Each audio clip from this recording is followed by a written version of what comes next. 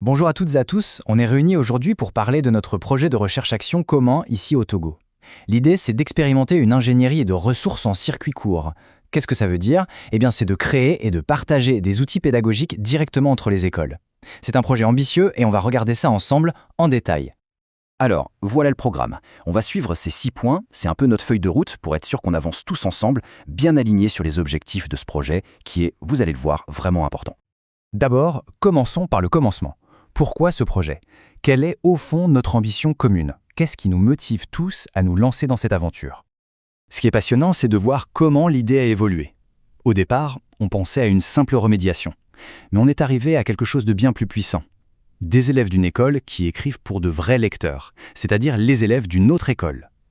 L'apprentissage devient alors authentique, il a du sens. L'enjeu est énorme.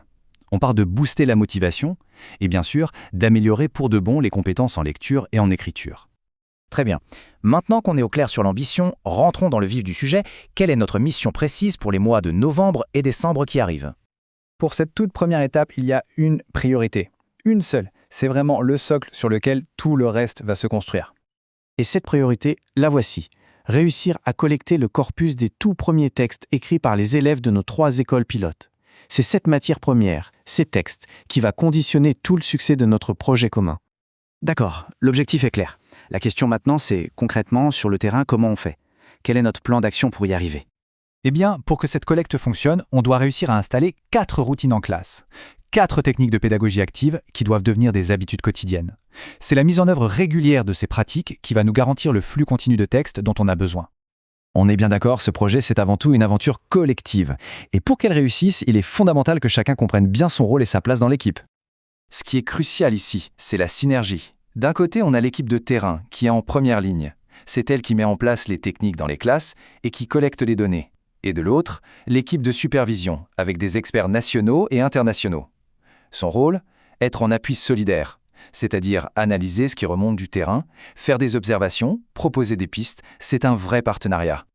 Pour avancer sereinement, il faut aussi être lucide. Il y aura des défis. Regardons ensemble, en toute transparence, les difficultés potentielles et, surtout, la stratégie qu'on va mettre en place pour les surmonter. La question est simple et elle est pour nous tous. Quels sont nos points de vigilance? À quoi doit-on faire particulièrement attention pour s'assurer de la qualité de notre travail? Le risque principal qu'on a identifié, on le connaît, c'est la maîtrise de ces nouvelles pratiques pédagogiques. C'est un défi et c'est normal. Si on n'y prend pas garde, la qualité de notre corpus pourrait en souffrir. Mais on a une stratégie claire en 3 axes, un soutien très proche sur le terrain, un dialogue permanent entre nous et un partage régulier de ce qu'on collecte pour qu'on puisse l'analyser ensemble. Voilà. Et pour finir, prenons un peu de hauteur. Tout ce travail qu'on s'apprête à faire, il nous mène où? Quelle est la vision à plus long terme pour l'éducation au Togo? Il faut vraiment avoir ça en tête, les textes qu'on va collecter ne sont pas juste des devoirs d'élèves. Non, c'est beaucoup plus.